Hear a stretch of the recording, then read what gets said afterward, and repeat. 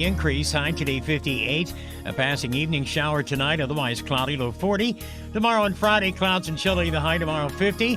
Friday's high up to 52. I'm Steve Williams on AM 560, The Answer. Sunshine and 39 degrees officially at O'Hare. Your next news update is at 8:30. Chicago's Morning Answer with Dan and Amy continues next on AM 560, The Answer. This hourly segment is brought to you by Secure Retirement Radio with host Raj Shah. Sunday mornings at 7 on AM 560, The Answer. This is Chicago's Morning Answer with Dan Proft and Amy Jacobson on AM 560, The Answer.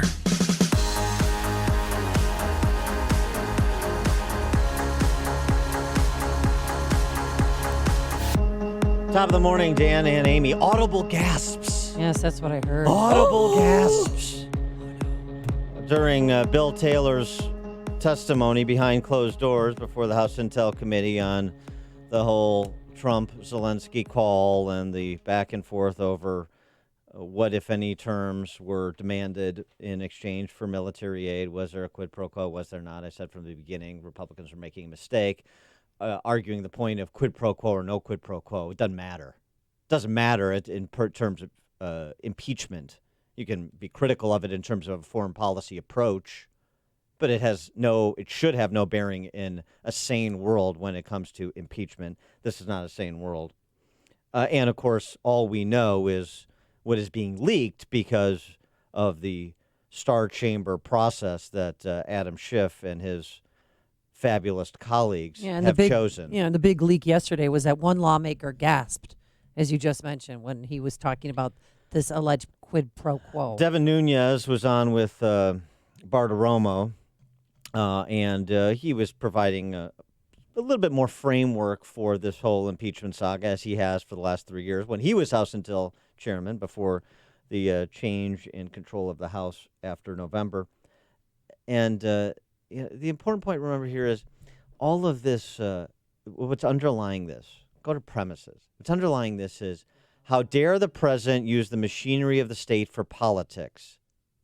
And what we know about 2016 forward, and perhaps we'll find out soon from the Durham report, is that the previous administration weaponized the machinery of government for politics. CIA, FBI, the quote-unquote deep state.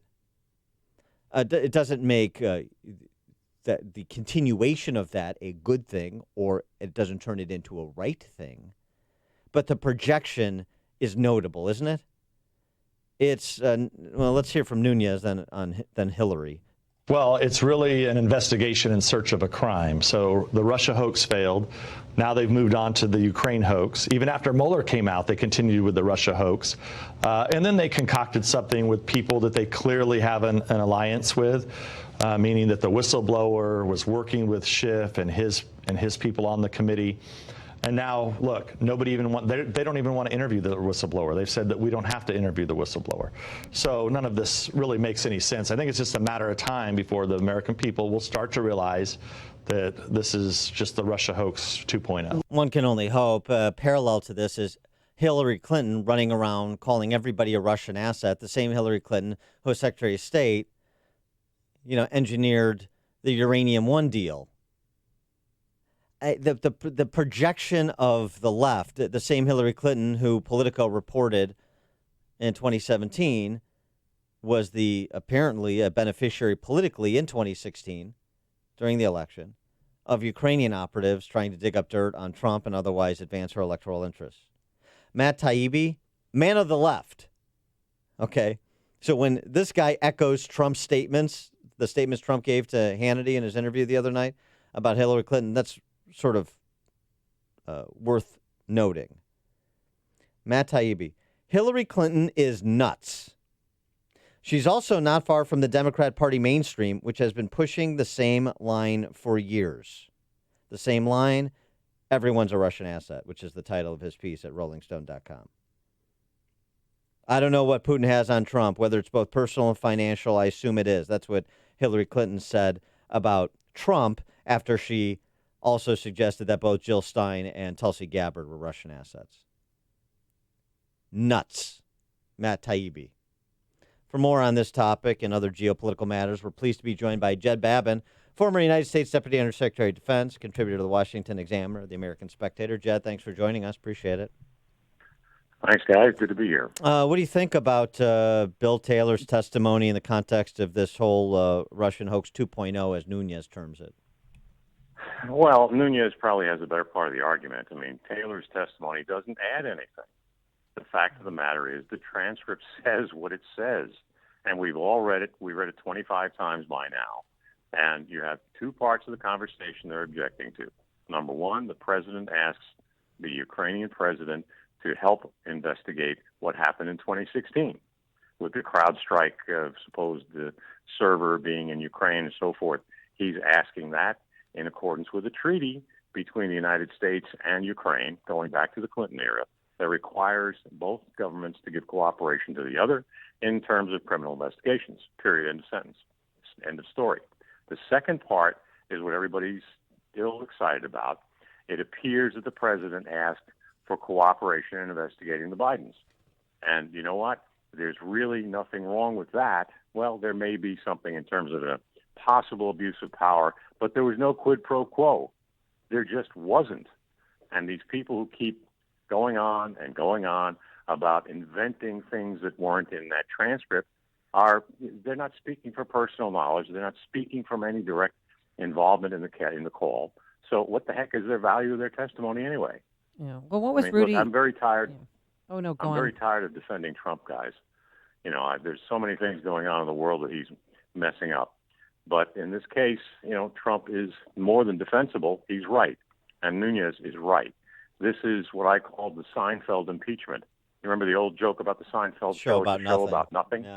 Yeah. Well, this is the Seinfeld impeachment. Well, what about President Trump? Just wanted to move over quickly to northern Syria. He pulled out the troops, but there's a small contingency of about 28 soldiers that are still there. And he even admitted, he said they're there to protect the oil. Since when did we get in that business, and why isn't a private contractor hiring their own security firm to watch that oil? Well, they're not there to watch the oil. They're there to watch ISIS. You know, the point of the matter is the president said, well, we protected the oil. Well, balderdash. You know, we have not saved the oil, protected the oil. The Kurds, who had been in control of that area in Syria, have now withdrawn. The Russians and the Turks now occupy that area. We do not have control of the oil. The issue really comes down to we have a half a dozen or a dozen, probably special operations guys still there. They're going to be coming out very quickly, and there's not going to be any Americans left in that area. There may not be Americans left in the whole of northern Syria. And right now, they've been deployed. You know, the president says we're bringing our troops home. Well, guess what? They're going to Iraq. They're not coming home. And the Iraqis don't want them. The Iraqis just said today, or actually late yesterday, that the American troops that are coming there from Syria need to leave. So I don't know what the president's planning. I mean, we're moving more troops over to Saudi Arabia. We're not bringing our people home. We're not protecting the oil. We're not seizing the oil. And it's just a big muddle, and it's not advantageous to us. We're letting loose 10,000 ISIS fighters, and how is that going to help? Secretary of State Pompeo, talking to Bloomberg, said, quote, "It's fundamentally wrong to say the U.S. abandoned the Kurds. We remain in close touch with the SDF. We will continue to work together to take down the threat." Hold on, let me finish. We'll continue to work together to take down the threat of radical Islamic terrorism in Syria and Western Iraq. We won't seek the approval of Damascus. We're in constant contact with the SDF, even in recent minutes after the alliance that the Kurds made with Assad. Yeah, we didn't betray them. We're still on the phone with them. Yeah, okay, they still can call us and say, help, and help is not coming because we pulled out. We betrayed them. They were fighting in our cause. The Kurds had taken about 11,000 killed in action fighting ISIS because we wanted them to, and we allied with them. And our Green Berets and Navy Special Forces were all there. Marine artillery was there fighting against ISIS. The Kurds had imprisoned around 10 to 12 ISIS fighters. Now we've abandoned the Kurds. We've left our troops, go out of there, except for maybe a half a dozen or a dozen. I don't even know if they're going to be staying or if they've already gone. And we're still in contact with them. We didn't betray them. They can still send us letters. Well, and now Russia's gotten a that's piece lot of that nonsense. land. They split up the land yesterday near the Syrian border between Russia and Turkey. Right. Yeah, Amy, you're exactly right. I mean, the critical area there that the Kurds were occupying and in which they were holding the ISIS prisoners, the Turks and the Russians, neither of whom has any interest in controlling ISIS.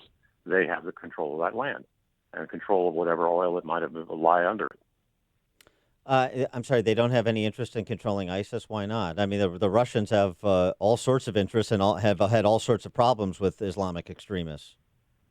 Well, Islamic extremists, yes, in Chechnya and other areas, but the Russians understand that, number one, the Syrians are basically a terrorist nation. The regime of the Assad has always been helpful to terrorist organizations, a whole variety of them, and we can expect that they will resurge there. The Russians don't have an interest in controlling that. They just want to keep those ISIS people out of Russia. They don't care if they go to Europe or go to the United States. Same thing with Turkey. Turkey is allied with Hamas and allied with, well, the Muslim Brotherhood, which is basically terrorist central for pretty much the whole world. I mean, it's outlawed. The Muslim Brotherhood is outlawed in places like Saudi Arabia and Jordan, but not in Turkey. So these people are going to be helping ISIS, or at least turning a blind eye to them. Syria quickly becomes a terrorist safe haven, and Mr. Trump blew it. Sticking in the region, need to continue following this story. Bibi Netanyahu fails to form a new government, but some are suggesting he may be down, but he's not out. Benny Gantz will have a chance, but if Benny Gantz can't do it, it may bounce back to Bibi again. What's your handle on the next president of Israel, next prime minister of Israel? Well, I don't know, quite frankly, and it's one of those things that no one can really forecast. Gantz has a decent chance of forming a government simply because he's not Netanyahu. Netanyahu's been there for over a decade. People are kind of tired and exhausted. It's like any president who runs and succeeds for 2 terms, it's almost guaranteed that the other party will succeed him. That was very unusual when George W. Bush, H.W. Bush, succeeded President Reagan. Normally you have a turnover, and after 10 years, the Israelis are ready for a turnover. Whether it's good or bad, I don't know. I would suspect Gantz will get some compromises and will form a government. It probably won't last very long. And you predict, moving west, do you predict that Boris Johnson is going to get the support he needs from his own party to get a successful Brexit vote on the docket and through? No. I think what's going to happen is in a week and a half from now, you're going to see that the European Union makes a big deal and gives Britain till March to execute the Brexit deal. And Boris Johnson may go the way of Theresa May. His deal, quite frankly, is not a whole lot better than the one she negotiated. And I would suspect that we're going to see a British election, a general election, sometime before the next Brexit deadline. Not the one on October 31st, but the one after that, whatever it turns out to be. And I think Johnson will win, and then he will be able to get Brexit through. The Parliament in the United Kingdom is as bad as our Congress, maybe a shade worse on a given day, and the Remainers are ignoring the will of the British people. So we'll have to see. Brexit will turn out to be the central issue of the next general election. I think that Johnson will run on that and pretty much nothing else, and he'll win. Jed Babbin, former U.S. Deputy Undersecretary of Defense, contributor to the Washington Times, the American Spectator. Jed, thanks as always for being with us. Thanks, guys. Thanks. And he joined us on our turnkey.pro answer line.